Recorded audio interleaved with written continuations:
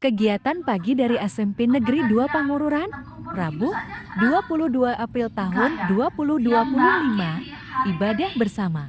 tiga yang kita peringati beberapa hari yang lalu. Ya, dia bangkit pada hari yang ketiga menunjukkan bahwa dia Allah yang menguasai maut. Ya, kalau orang lain setelah mati sudah terkubur, tidak pernah bangkit lagi, tetapi dia bangkit pada hari yang ketiga. Dan setelah bangkit dia janji suatu hari lagi dia akan datang kedua kali lagi, ya, untuk mengangkat kita semua yang percaya kepada dia. Ya anak-anak, nah keselamatan itu adalah anugerah anak-anak. Bu, saya sudah percaya Tuhan Yesus, tapi saya masih berdosa. Saya masih belum bisa nih main game, atau saya belum bisa nih meninggalkan malas. Nah,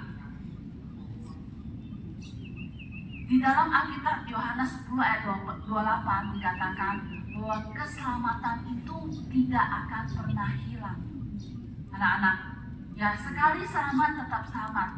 Kalau orang yang sudah diselamatkan masih mau berbuat dosa, itu berarti sebenarnya dari awal memang dia belum diselamatkan. Ya, dia hanya pura-pura. Ya, atau dia hanya tidak sungguh-sungguh. Pada akhirnya akan ketahuan bahwa apakah dia orang yang diselamatkan atau tidak. Ya, kalau orang yang sungguh-sungguh sudah diselamatkan, walaupun dia sering jatuh dalam dosa, dia mempunyai kepekaan. Ya, Roh Kudus akan terus menegur dia dan dia mempunyai kepekaan supaya dia tidak membuat Tuhan kita sedih karena pengorbanannya yang begitu besar kepada kita. Apa yang bisa kita lakukan untuk pengorbanan Tuhan Yesus? Gak ada anak-anak, satu setitik pun kebaikan kita gak akan menggantikan pengorbanan dia di atas kayu salib. Karena kita bukan siapa-siapa. Ya, siapa sih kita? Tuhan Yesus kalau tidak mati di kayu salib, kita semua binasa. Terus ruginya Tuhan apa? Gak ada anak-anak. Kalau dia mau sekali seperti kita dengar di televisi, gempa yang terjadi di Myanmar, berapa puluh ribu orang yang menjadi korbannya. Kalau Tuhan mau menghancurkan manusia, beberapa satu kejadian aja semua bisa musnah. Ya, siapa kita yang sampai saat ini masih diberikan kesehatan?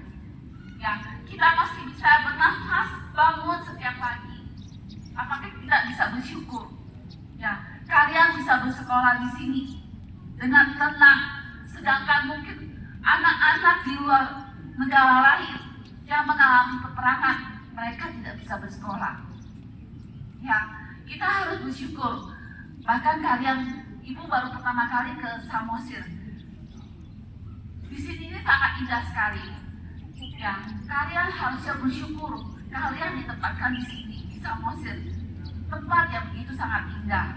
Tetapi tempat yang begitu sangat indah itu tetap harus dikelola oleh kita, karena Tuhan sudah memberikan mandat budaya kepada kita untuk mengelola dunia ini. Ya, nah anak-anak, pertama tadi keselamatan adalah anugerah. Yang kedua, keselamatan tidak akan pernah hilang.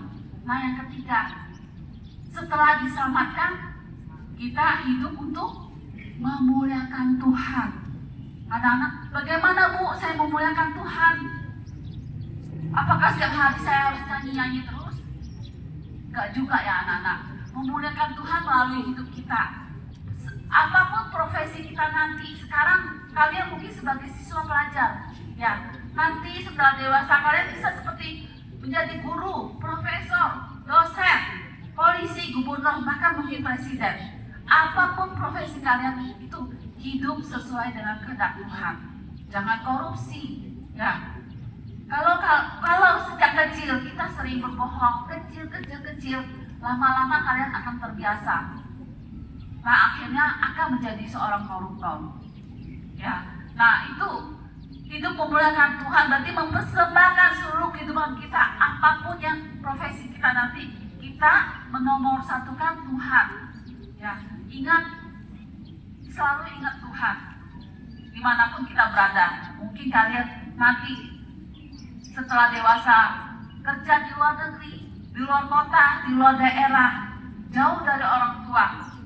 Bahkan ada orang-orang yang jauh dari gereja, tetapi dia selalu ada Tuhan dalam hatinya. Dia selalu ingat, walaupun saya ditempatkan di tempat-tempat yang tidak ada gereja, orang Kristen hanya sedikit, tetapi Tuhan selalu beserta dengan dia.